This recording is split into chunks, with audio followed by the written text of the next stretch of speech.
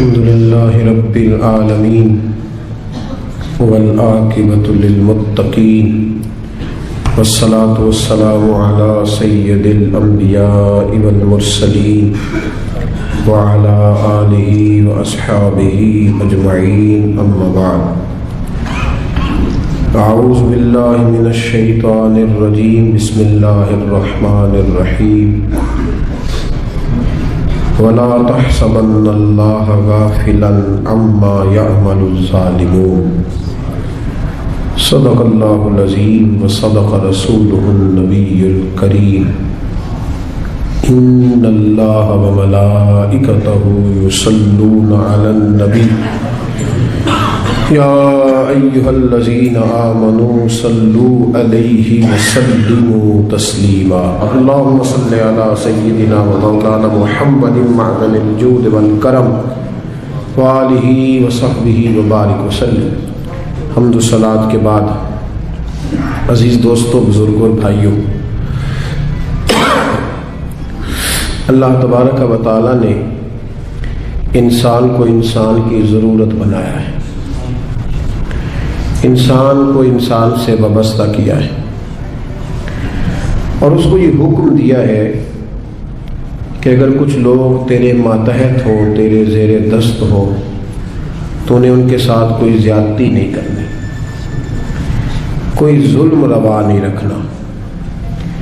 اگر اللہ اپنے فضل سے، اس کی تقسیم ہوتی ہے نا، کسی کو چھوٹا بناتا ہے تو کسی کو بڑا بناتا ہے، کسی کو مالدار بناتا ہے، کسی کو غریب بناتا ہے، یہ اس کی حکمت کے تقاضے ہوتے ہیں۔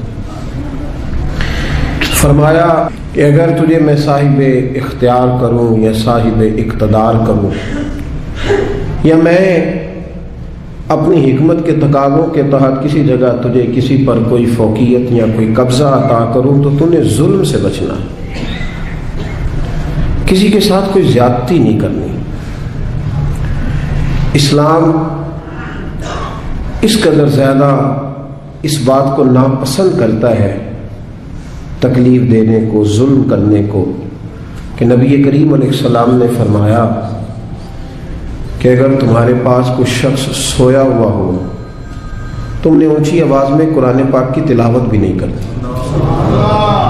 تم نے ذکر بھی اونچا نہیں کرنا، جس سے کسی شخص کو کوئی بھی جسمانی، روحانی، اعصابی تکلیف پہنچے، وہ کام نہ کرو، اس سے بچو۔ اگر انسان ساری زندگی صرف اپنے آپ کو سیف کرنے کے چکر میں رہے اور پھر یہ پروگرام بنا لے کہ اگر میں نرم پڑوں گا تو پھر میرا لوگوں پہ رعب کیسے قائم رہے گا، اگر میں تھوڑا سا ڈھل جاؤں گا تو لوگ تو اس کا ناجائز فائدہ اٹھائیں گے، تو بھئی لوگ تو اٹھائیں گے۔ نبی کریم صلی اللہ علیہ وسلم نے فرمایا، یہ جامع ترمذی میں موجود ہے، حضور علیہ السلام فرماتے ہیں مومن نرم دل ہوتا ہے، لیکن سامنے والا اسے بیوقوف سمجھ لیتا ہے، حالانکہ وہ نرم دل ہوتا ہے۔ لوگ سمجھتے ہیں کہ شاید اسے ساری باتوں کا پتہ، ساری خبر ہوتی ہے، وہ جان رہا ہوتا ہے، لیکن چونکہ اللہ نے نرم دل بنایا، اب وہ کیا کرے؟ میرے بھائی کوشش کریں کہ سامنے والا اگر زیادتی پہ اتر آیا ہے تو پھر بھی آپ اس کے جواب میں کوئی زیادتی نہ کریں، اپنی زندگی میں کانٹے بونے سے بچیں۔ قرآن پاک میں اللہ تبارک و تعالیٰ نے سورہ ابراہیم کے اندر اس بات کو بیان فرمایا۔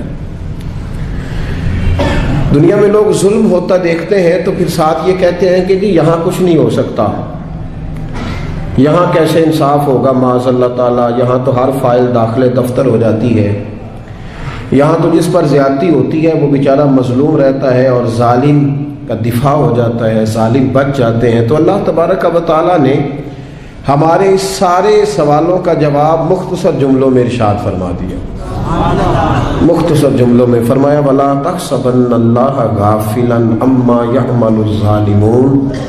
فرمایا یہ سوچنا بھی نہ، یہ گمان بھی نہ کرنا کہ اللہ ظالموں کے کاموں سے بے خبر ہے، یہ گمان بھی نہ کرنا، سوچنا بھی نہ، تمہارے عاشیہ خیال میں بھی یہ بات نہ آئے کہ اللہ ظالموں کے کاموں سے، ہاں انما یؤخرہم، اللہ انہیں تھوڑی مہلت دے رہا ہے، لیوم تشخص فیہ الابصار، اس دن کے لیے جس دن آنکھیں کھلی کی کھلی رہ جائیں گی۔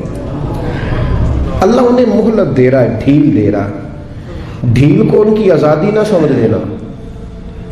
اللہ کو تم نے گمان بھی نہیں کرنا۔ ذرا قرآن مجید کی آیت کی ترتیب دیکھیے، فرمایا یہ سوچنا بھی نہ کہ اللہ غافل ہے۔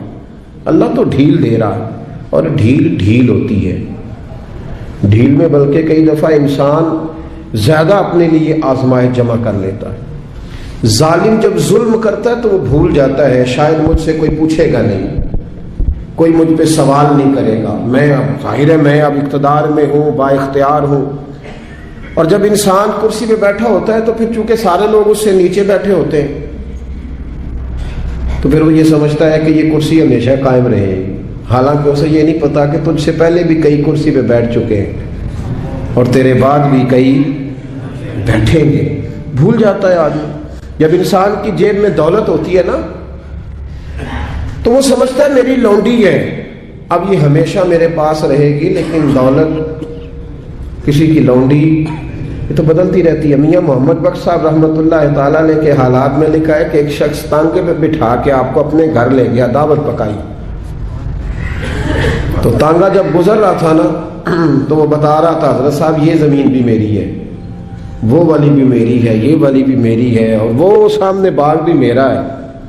اللہ والے دولتوں سے مرعوب نہیں ہوتے، ان پر یہ چیزیں اثر دنیا داروں پہ اثر کرتی ہیں۔ ہاں کسی دنیا دار نے اللہ والوں کا لبادہ اوڑا ہو تو اس پہ بھی اثر کر جاتی ہیں۔ دنیا دار نے اللہ والوں کا لبادہ اوڑا ہو تو اس پہ تو اثر کر جاتی ہیں، لیکن رب کریم کے بندوں پر یہ چیزیں اثر انہیں کیا لگے اس چیز۔ تو وہ جب باز نہ آیا، کئی بندے مجبور کر دیتے ہیں جواب دینے کے لیے، دل نہیں کر رہا ہوتا، لیکن وہ اس کثرت سے گفتگو کرتے ہیں کہ کئی جگہ پہ بات کرنی پڑ جاتی ہے۔ جب اس نے بہت زیادہ اس بات کو طول دیا نا، وہ بھی میری، یہ بھی میری، فلاں بھی میری، بڑا اللہ کا کرم ہے جی، بڑا اللہ نے نوازا ہے، دیر ہو گئی اسے ایک ہی بات کرتے تو میاں صاحب رحمۃ اللہ علیہ بول پڑے، فرمانے لگے یہ بتا کہ اب تو یہ تیری ہے تو تجھ سے پہلے یہ زمین کس کی تھی؟ تجھ سے پہلے؟ کہنے لگا جی فلانے کی۔ تو آپ فرمانے لگے چلو یہ تو تجھے پتہ ہی ہوگا کہ تیرے بعد کس کی بنے گی۔ چپ کر گیا۔ تو آپ فرمانے لگے دانش مندہ دا کم ناہی دل دنیا تے لانا، اس ووٹی کئی خامد کیتے۔ دانش مندہ دا کم ناہی دل دنیا تے لانا، اس ووٹی تے کئی خامد کیتے۔ تو جو کیتا سو کھانا، کھا جاتی ہے جس کو بھی کرتی ہے، تو کس چکر میں الجھ گیا؟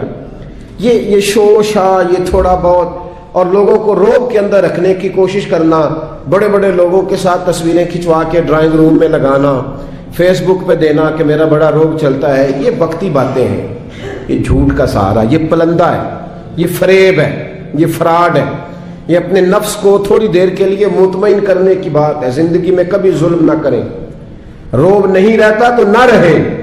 وقتی طور پر اگر ہماری قدر محسوس ہوتا ہے کہ چھوٹی ہو رہی ہے تو نہ ہو، لیکن کبھی بھی کسی کے ساتھ کوئی زیادتی، میرے رسول کریم صلی اللہ تعالی علیہ وسلم نے فرمایا زیادتی نہ کرنا۔ ظلم قیامت کے اندھیروں میں سے ایک اندھیرا ہوگا، قیامت کے اندھیروں میں سے ایک، میری بات کی سمجھ آ رہی ہے آپ کو؟ قیامت کے اندھیروں میں سے بڑے اندھیرے کا نام ظلم حضور نے بیان کیا۔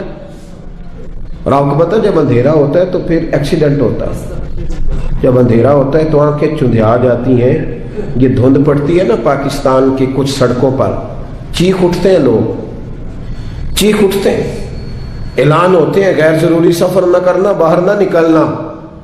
یہ عرش کا مالک صرف ہمیں بتاتا ہے کہ یہ تو وہ والی دھند ہے تو چند گھنٹوں کے لیے ہے، اس اندھیرے سے بچو جو قیامت کے دن تمہارے گرد چھا جائے گا، تمہیں خبر ہی نہیں ہوگی کدھر جانا ہے، رستہ ہی نہیں ملے۔ یہ صرف ہمیں دکھایا جاتا ہے، یہ تو ایک ہلکا سے چند گھنٹوں کے لیے ایک معاملہ ہے، اس سے بچو۔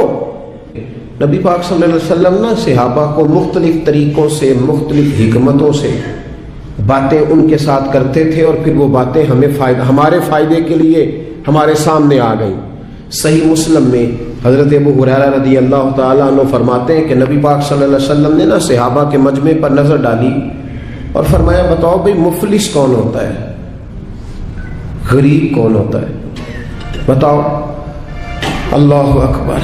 غریب کون ہوتا ہے, مفلس کون ہوتا ہے؟ میں ملک سے باہر تھا تو ایک صاحب مجھے بڑے عرصے سے فون کر رہے تھے آپ یہاں آئیں گے تو ضرور ملیے گا, اور شاید کم لوگ اتنا فون کرتے ہوں. بڑی کثرت سے انہوں نے فون کیا, اور جس شہر میں وہ رہتے تھے جب میں وہاں پہنچا تو جس طرح کو بہت بچھڑا ہوا آدمی ملتا ہے اس طرح وہ درد سے روئے.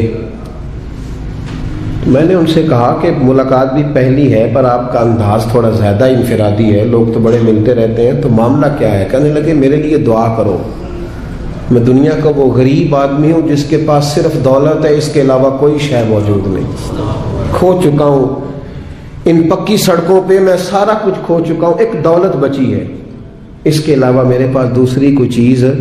ایسے بھی غریب ہے دنیا میں جن کے پاس دولت ہے پر اولاد ان کے ہاتھ سے نکل گئی, ان کے پاس دولت جائیدادیں اور زمینیں تو ہیں پر رات کی نیند ان کے پاس موجود نہیں ہے. ان کے پاس سارا کچھ ہے, 6-7 نوکر ہیں پر اپنا پوتا کبھی ملنے نہیں آیا, اپنے نواسے کبھی سلام کلام کرنے. ایسے بھی غریب ہیں دنیا میں. بہرحال نبی رحمت صلی اللہ تعالی علیہ وسلم نے صحابہ سے پوچھا کہ بتاؤ غریب کون ہوتا ہے, مفلس کون ہے؟ تو حضرت ابو ہریرہ رضی اللہ تعالیٰ عنہ فرماتے ہیں وہی جواب جو روٹین میں سب نے دینا تھا, یا رسول اللہ جس کے پاس مال و دولت نہ ہو وہ مفلس ہے, وہ غریب ہے. اب یہ حضور کا سمجھانے کا انداز ہے نا, متوجہ کرنے کا انداز. یا رسول اللہ دولت نہ ہو, غریبی ہو, کرائے کا مکان ہو, قرضہ چڑھا ہوا ہو, غریب آدمی ہے. تو حضور نے فرمایا نہیں, یا رسول اللہ پھر آپ بتا دیں غریب کون ہوتا ہے. تو نبی پاک علیہ السلام نے فرمایا میری امت کا غریب وہ ہے جو قیامت کے دن احد پہاڑ کے برابر نیکیاں لے کے آئے گا. کہتے ہمارے کان کھڑے ہو گئے کہ نیکیاں بھی احد پہاڑ کے برابر 6-7 کلومیٹر, اتنا لمبا چوڑا پہاڑ, اور پھر غریب کا غریب. نبی پاک علیہ السلام نے فرمایا نیکیاں تو احد پہاڑ کے برابر تھیں پر اس کی زیادتیاں بھی اتنی زیادہ ہی تھیں, ظلم بھی اتنے ہی زیادہ تھے. جب احد پہاڑ کے برابر نیکیاں رکھی جائیں گی نا تو وہ سارے لوگ آ جائیں گے جن کو گالی دیتا تھا, جن کو گھورتا تھا, جن کو غصے میں تھپڑ مارتا تھا, اپنے آپ کو جلال والا کہہ کے جن کی عزتیں اتار دیتا تھا, جن کو چھوٹا سمجھ کے حقارت کی نظر سے ٹھکرا دیتا تھا, وہ سب آ جائیں گے. اور رب کریم کی بارگاہ میں عرض کریں گے مالک اس کے حج تو 7 ہے, عمرے اس کے 20 ہیں, صدقے بھی اس نے بڑے کیے, 450 فٹ کے بور بھی بڑے کرا کے دیے, اور اس کو ذرا پوچھ تو صحیح کہ ہم اس کی فیکٹری میں کام کرتے تھے پر یہ ہمارے ساتھ ظلم کتنا کرتا تھا, اس نے زیادتی کتنی کی, اس نے ہمیں اذیت اور تکلیف کتنی پہنچائی, دل کتنے توڑے.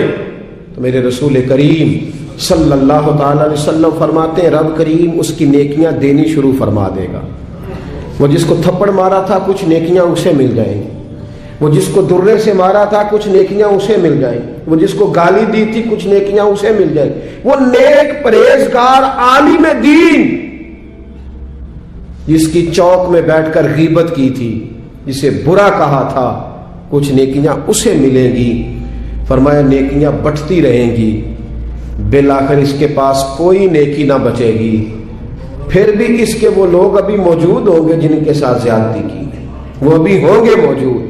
وہ جب رشتہ دیکھنے گیا تھا نا کسی غریب کی بچی کا, تو واپس آ کے کہتا تھا اگر 1.5 انچ کا اونچا ہوتا تو میں نے نکاح کر لینا تھا بیٹے کا. اور ایسے لوگوں کو جانتا ہوں جن کی بیٹیاں نفسیاتی مریض بن گئی ہیں. رشتے دیکھنے والے اتنے آئے اور اس انداز میں تنقید کر کے گئے کہ بچیاں مریض بن گئیں. وہ لوگ بھی آئیں گے, کہیں گے مالک اسے پوچھ, بیٹے کا باپ اور دولت مند ہونے کا معنی یہ تھا کہ یہ ہر ایک کے ساتھ ظلم کرے. محبوب فرماتے جب نیکیاں ختم ہو جائیں گی تو پھر جن کے ساتھ زیادتیاں کی تھی ان کے گناہ اس کے اوپر ڈالنے شروع کیے جائیں گے, پھر گناہوں کا بوجھ اٹھائے گا. ہمیں تو پتہ نہیں کب خیال آئے گا, لیکن حضرت ابو ہریرہ کہتے ہیں بات ختم کرتے ہوئے میرے نبی کی آنکھوں میں آنسو آ گئے. حضور رو پڑے اور محبوب فرمانے لگے یہ میری امت کا وہ غریب ہے جس کے پاس احد پہاڑ کے برابر نیکیاں تھیں پر اب غریب رہ گیا. اور بھائی تھوڑا سا زبان کا کنٹرول, تھوڑا سا لب و لہجے کا کنٹرول, تھوڑا سا اپنے غصے پہ صبر, تھوڑی دیر کی احتیاط. ہم اذیت دیتے ہیں، تکلیف دیتے ہیں۔ جب ہمارے سامنے والا شرمندگی سے زمین میں گھڑتا ہے تو ہمیں خوشی ہوتی ہے، جب ہمارے سامنے بیٹھنے والا شرم سے نظریں جھکاتا ہے تو ہم اپنا قد اونچا محسوس کرتے ہیں۔ اور جب وقت کا حکمران دیکھتا ہے کہ اب کچھ لوگ رو رہے ہیں، اور جب بڑا آفیسر سمجھتا ہے میں آفیسر کب بنوں گا جب میں اپنے ماتحتوں کو برا بھلا نہ کہہ لوں گا، اور جب ہاتھ میں ڈنڈا پکڑنے والا سمجھتا ہے کہ یہ میں نے کسی کو مارا نہ تو پکڑنے کا معنی کیا ہوا، اور ہاتھ میں بندوق پکڑنے والا کہتا ہے کہ اگر گولی چلی نہ تو اس کو تو زنگ لگ جائے گا، چاہے کسی مظلوم پہ ہی چل جائے، کسی نہتے پہ ہی چل جائے۔ اور یہاں جو حکمران ہوتے ہیں وہ کہتے ہیں کہ ہم تو ابھی صدمے میں ہیں، آنکھ کھلے گی تو بات کریں گے، نہ ادھر ادھر کی تو بات کر، یہ بتا کہ قافلہ کیوں لٹا، مجھے رہزنوں سے غرض نہیں تیری راہبری کا سوال ہے۔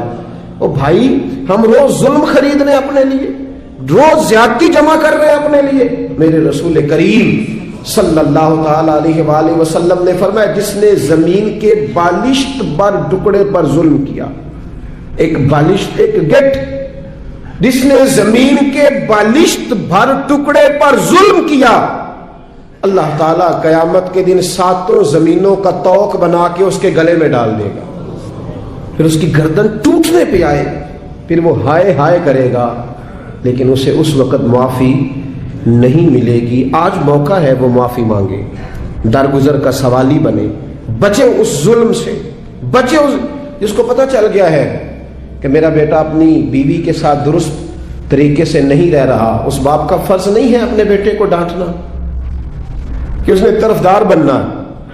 جس کو سمجھ آ گئی ہے، جس کو خیال آ گیا ہے، جس کو اس بات کی سمجھ آ گئی ہے کہ میری بہو کے ساتھ زیادتی ہو رہی ہے یا میری بیٹی کے ساتھ ظلم ہو رہا ہے، تو اگر وہ ساتھ کھڑا ہی نہیں ہو رہا، اور پھر نبی پاک علیہ السلام نے تو ہمیں ہر پہلو پر سمجھایا ہے، میرے کریم محبوب نے تو کوئی ایسی چیز چھوڑی نہیں جو ہمیں سمجھائی نہ جائے۔ اللہ کے حبیب فرماتے ہیں اپنے بھائی کی مدد کرو چاہے وہ ظالم ہو یا مظلوم ہو۔ یا رسول اللہ، مظلوم کی مدد تو سمجھ میں آتی ہے، ظالم کی کیسے مدد کریں؟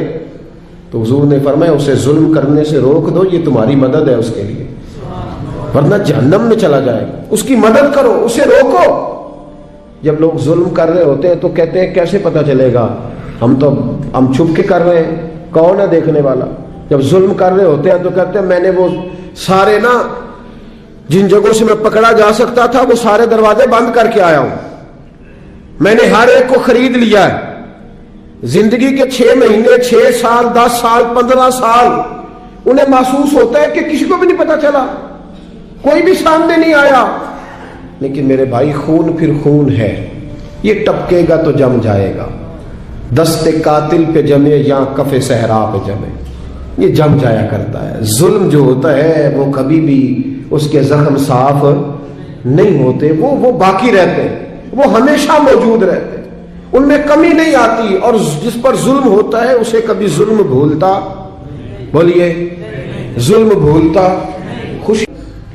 شاہ کسریٰ نے اپنے بچے کو، بیٹے کو، جب ایک ہی اس کا بیٹا تھا تو اس کے دل میں یہ خیال آیا کہ میں اسے علوم و فنون سارے سکھانا چاہتا ہوں۔ اس نے اپنے بیٹے کو گھوڑ سواری بھی سکھائی، تیر اندازی بھی سکھائی، سیاست بھی سکھائی، فن حرب و ضرب بھی سکھایا۔ پھر خیال آیا کہ میرا بیٹا کچھ اخلاق بھی سیکھے، دینداری بھی سیکھے۔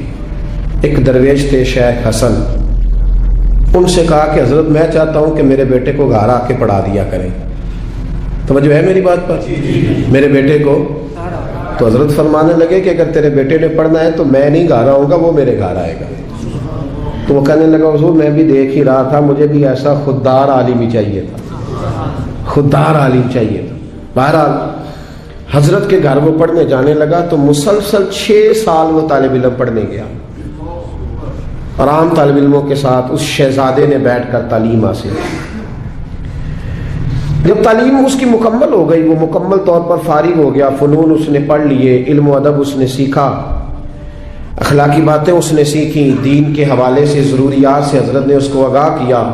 جب کافی حد تک وہ ان چیزوں کو سمجھنے لگا تو ایک دن بلایا اس کے والد کو کہ اب تیرے بیٹے کی تعلیم مکمل ہوگی۔ اور محدث اعظم پاکستان رحمۃ اللہ تعالی علیہ فرمایا کرتے تھے کہ مجھے میرے استادوں نے جب دستار فضیلت کی تھی تو میں نے وہ پگڑی کا کپڑا سنبھال کے رکھا ہے، اور جب میں مروں گا تو میں نے اپنے بچوں کو وصیت کیا ہے کہ مجھے کفن بھی اسی میں دینا، اس لیے کہ میرے اساتذہ نے یہ گواہی دی ہے کہ اب یہ دین کا چھوٹا سا طالب علم بن گیا۔ ایک دن نا جب فارغ ہو گیا تو استاد نے اسپیشل بلایا، کہا شہزادے کوئی کام ہے گھر آؤ، تو وہ طالب علم تھا، وہ گھر آیا۔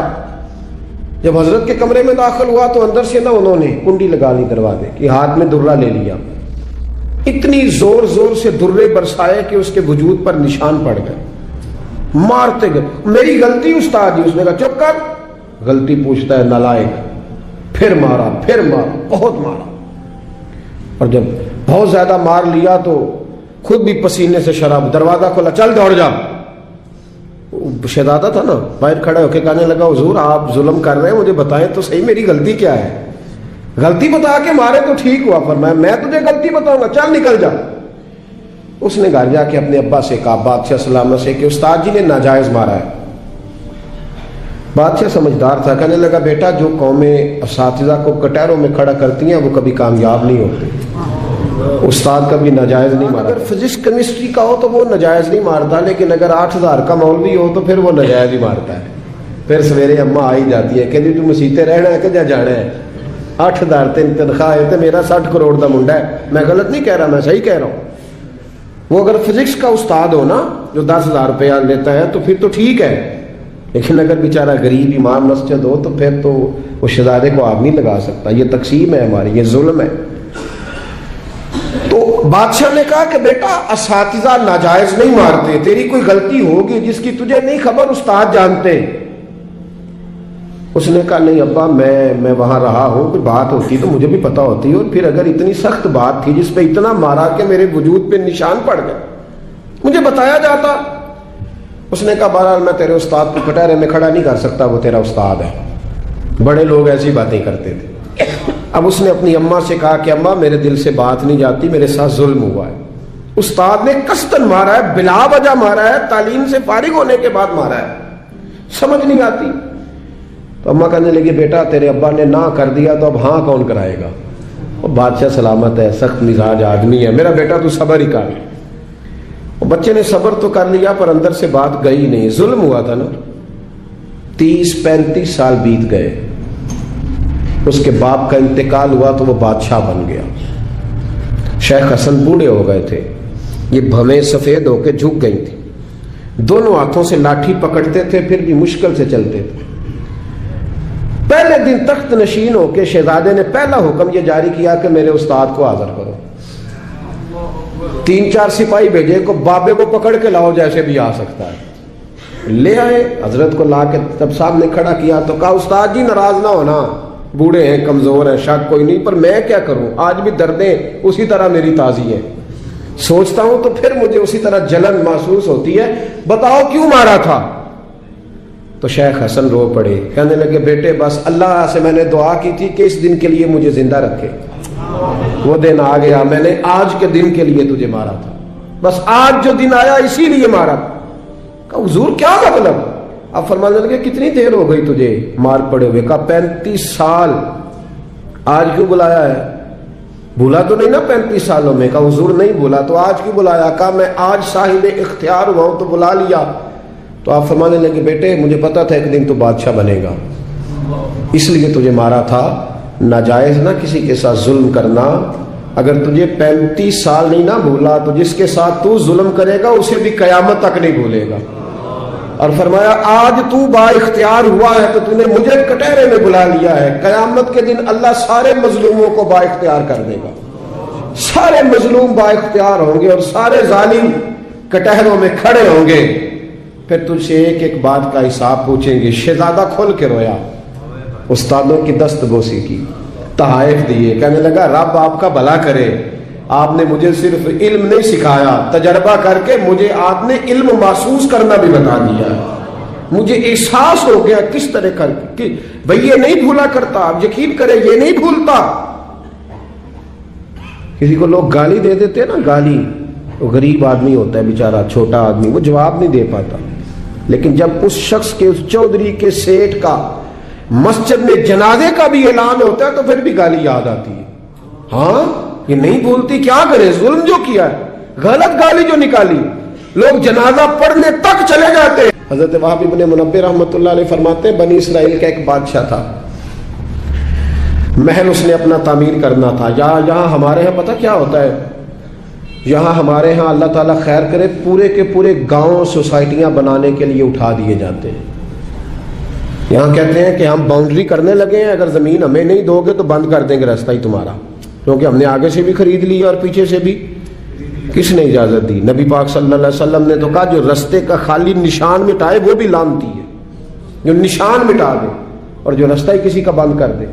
लेकिन चूंकि उसके पास दौलत है और ऊपर तक उसके हाथ मिल गए, अब उसे को मना कर सकता है? और इतने बड़े आदमी का तो कोई नाम लेके भी बात नहीं कर सकता, डर आता है, इसलिए कि बड़ी लंबी दूर दूर तक उनकी बातें मिली हुई हैं लोगों के साथ, लोग जिक्र करना भी पसंद नहीं करते। वहाब इब्न मुनब्बिर रहमतुल्लाह ताला अलैह फरमाते, बनी इसराइल का एक बादशाह अपना महल बना रहा था, एक बूढ़ी औरत की कुटिया भी महल में आ गई, झोंपड़ी, बेवा औरत है, लवारस है, औलाद कोई नहीं। बादशाह ने उसको कहा कि अम्मा जितने पैसे तू कहेगी ना मैं दे दूंगा, मेरे हाथ बेच डाल। तो कहने लगी, मैं देहाती औरत हूँ, पता है ना बच्चे टाउन में चले जाते हैं, पर अब्बा कहता है मुझे गांव में रहने दो। अम्मा कहती है कि मेरा यहीं दिल लगता है, मैं यहीं ठीक हूँ। उसने कहा, बादशाह मैं पका हुआ फल हूँ, किसी वक्त भी गिर जाऊंगी, जब मैं मर जाऊंगी तो तेरा ही है, मेरा कौन सा कोई आगे पीछे है, ना औलाद है ना कुछ और है, तुझे मिल जाएगा। लेकिन मैं ब्याह के यहाँ आई थी, दिल करता है जनाजा इसी झोंपड़ी से निकले, तो मुझे पड़ी रहने दे, मैं तेरा कुछ नहीं बिगाड़ती। उसने कहा, वो नक्शा मेरा खराब होता है। कई लोगों का नक्शा, हाँ बड़े लोगों के नक्शे खराब होते हैं, ये नहीं पता कि अगर जुल्म करोगे तो कब्र का नक्शा भी खराब हो जाएगा। हाँ, कब्र का नक्शा भी खराब हो, का मेरा नक्शा खराब होता है, रास्ते में आता है ना तेरा वो झोंपड़ा कच्चा मकान, तो उठा इसको। बूढ़े लोग बेचारे, कमजोर लोग, अम्मा अपने घर के साथ जोड़ के बैठ गई, आरजुओं का मस्कन था, तिनका घर जमा करके घर बनाया था, अम्मा बाहर ही नहीं जाती, अगर मैं गई तो मेरा घर गिरा ना दिया जाए। लेकिन इंसान कितने दिन बैठ सकता है, कई दिन घर से चिमटी रही, आखिर एक दिन इंसानी जरूरत की खातर घर से बाहर निकली, चंद घंटे दूर गई थी। बादशाह ने पहले से बंदोबस्त किया था कि जैसे निकल जाए ना तो बिल्डोजर चला देना, जो उस वक्त सहूलत थी, गिराना फटाफट। हमको पता जिन्होंने कब्जा करना होता है वो तो रात को दीवारें बना के छत भी डाल लेते हैं, जिन्हें कब्जा करना होता है ना जी, और रात में ही सारी तैयारी मुकम्मल होती है, दीवारें चुन के और छत भी डल जाती है, ताला भी लग जाता है, गेट भी, सब कुछ ठीक हो जाता है, रातों रात ही निजाम हो जाता है। फौरन गिरा दिया उसका मकान। अम्मा चंद घंटों के बाद आई। हज़रत वहाब इब्न मुनब्बिर कहते हैं, फिर उसने जो दुआ मांगी तो फिर हिल गए जमीन व आसमान। बूढ़ी थी ना और मजलूम थी, और मेरे नबी करीम अलैहिस्सलाम ने फरमाया, जब मजलूम हाथ उठाता है तो फिर रब करीम उसकी दुआ को जरूर कबूल फरमाता है। उस औरत ने हाथ उठाए और दुआ मांगी, कहने लगी, ऐ अल्लाह, मैं तो मौजूद नहीं थी पर तू तो मौजूद था ना, अर्श के मालिक मैं तो मौजूद नहीं थी पर तू तो मौजूद था। मालिक तेरे होते हुए मेरा गरीब का घर गिर गया, रब करीम ने हजरत जिब्रील अमीन को हुक्म दिया कि जरा दौड़ के जाओ और इस बादशाह का महल उठा के इसके ऊपर गिरा दे और ये बस्ती तबाह कर दे। जिन लोगों ने एक मजलूम की सारी कुटिया बहा दी, कहा वो महल, वो मिस्त्री, वो साथ शामिल होने वाले, वो इंजीनियर, वो एक ही जगह तबाह कर दिए गए। और मेरे नबी करीम सल्लल्लाहु अलैहि वसल्लम का फरमान निसाई में मौजूद है, अगर किसी एक शख्स के कत्ल में सारा कबीला भी शामिल होगा तो अल्लाह सबको सजा देगा। और अगर आपने अभी तक हमारा चैनल सब्सक्राइब नहीं किया तो फौरन सब्सक्राइब कीजिए, साथ ही बेल आइकॉन पर क्लिक करें ताकि मजीद आने वाली वीडियो है वो आपको वक्त पर मिलती रहे। अल्लाह हाफिज।